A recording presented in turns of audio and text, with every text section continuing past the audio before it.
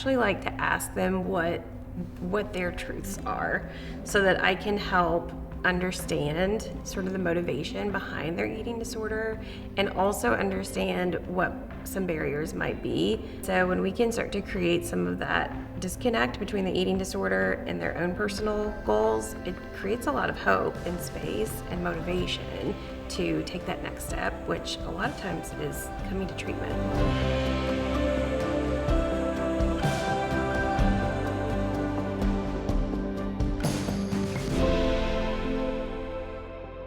What are leading emotional barriers holding clients back from treatment, in your opinion? I think when I'm speaking to people who are considering treatment, it is showing up as fear. And one of the things that sticks out to me is sort of a misconception of what treatment looks like. So the environment of care, the people who are going to be caring for them, what the food will look like, what mealtime looks like, what are the rules, will I have a say in what's going on? And so that is usually the most common thing that we talk through, and also just try to overcome that by really setting the client or the potential person who's considering care up with our treatment team. Meet your therapist, meet your dietitian. Come check out the space before you commit to care. You don't have to stay. Just take a look at what your bedroom will look like and what the group space will look like, and put your eye on a meal and see that it's very collaborative. And because the fear really is about the unknown. Right. It's really about not knowing. Yeah. And so if we can actually, of course, there's always going to be ambiguity and unknown, but there are things that we do know, right? We do know what the treatment center looks like. We do know who your therapist is going to be. Right. And so providing those knowns, I can see how that would really take some of that fear down. And I think clients or just people seeking treatment or considering treatment may have some influence. So maybe their friend went to treatment and went somewhere else and had a completely different experience, because treatment centers and programs, they aren't one size fits all. Our programs are in beautiful homes, where some other programs might be a little bit more of a hospital-based setting. And so a lot of the people who are calling us will ask questions like, will I have my own bed, or will I have my own room, or how many will I be sharing a room with 10 people? Because they're coming with some external influence as well. And so they might be coming with completely unknown ideas or some preconceived notions of what it looks like that we just have to really work through. What are people not talking about? So I don't think we're talking enough about glamorizing other people's bodies who have a completely different genetic profile that we have, and we have no idea what behaviors are going into that person's body, because all we see online or on the web is the body, right? We don't see what's underneath it. So I just don't think we're talking enough about those things, and I don't think we're acknowledging that wellness culture can actually become a diagnosed eating disorder. So those seem to be all over the place, yet we glamorize the behaviors. I don't think we're talking enough about that. What are some realizations that have helped clients overcome their fear or resistance to treatment? What we hear probably the most is realizing that they can't do it alone, and that they've tried, they've white knuckled, they've even done treatment perfectly in some circumstances, yet when they finally kind of come to this place of I'm at the end of my rope, and this eating disorder continues to rob me of life and fun and friends and food and wellness, right? That's usually when they're ready. Also, realizations that some other treatment modalities or lower levels of care are just not working and are actually unsafe. And so the point of a 24/7 treatment center is to get to the point faster, so to nourish the brain as quickly as we can, and to do that with safety, we have to remember that eating disorders serve a purpose. We don't do things that are harmful to our health for no reason.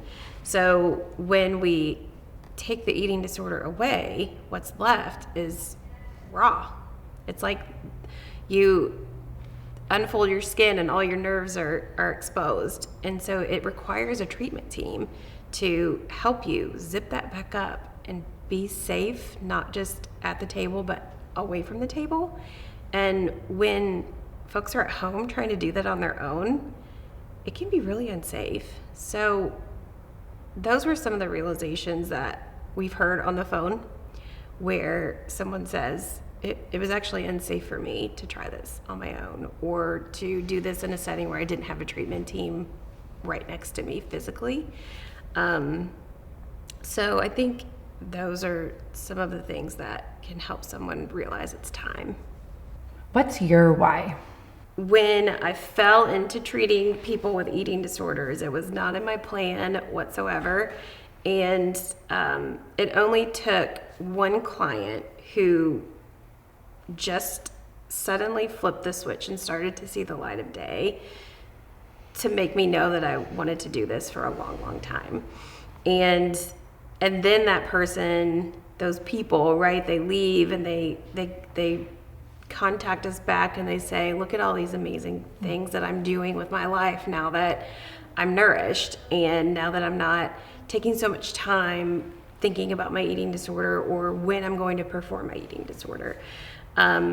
We get stories like people who are pregnant and never thought they could have babies, and people who went to the beach when they had been avoiding it for so long and were finally able to really capture the beauty of what that meant.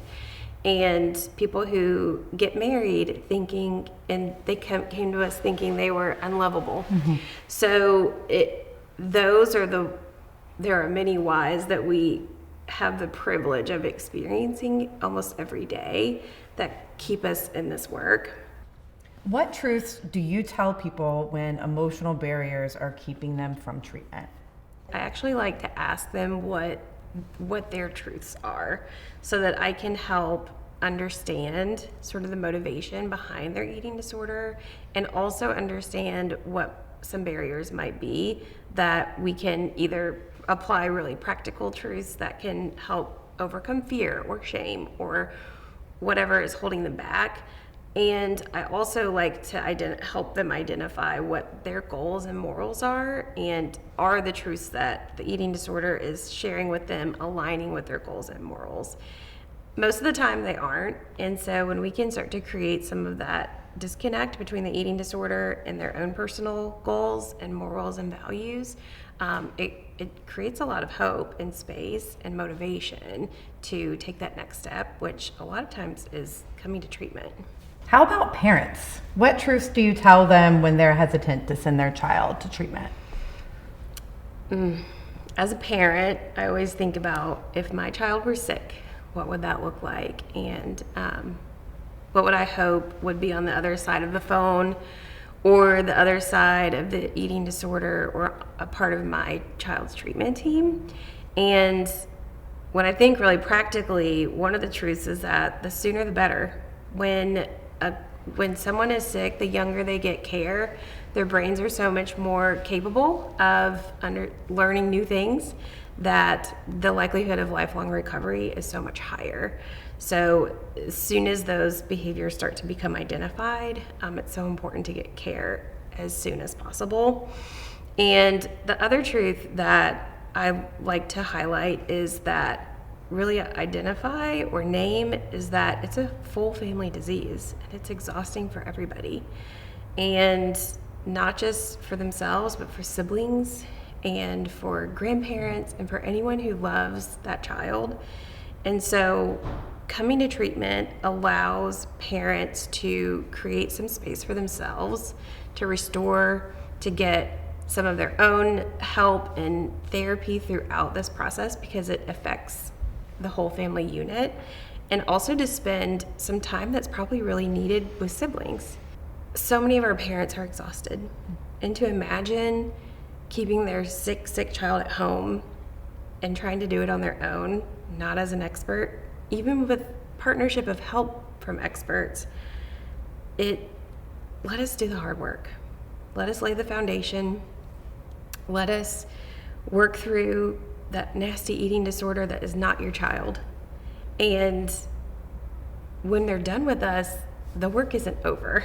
So parents need space to re-energize, to regroup, and we can give them that space by bringing their child to care, laying the foundation, doing the hardest part, so that when they leave us, parents are ready and they're re-energized and they're strong and can help keep that eating disorder contained, because the goal is for us to put it in the container and the parents to help keep that container closed.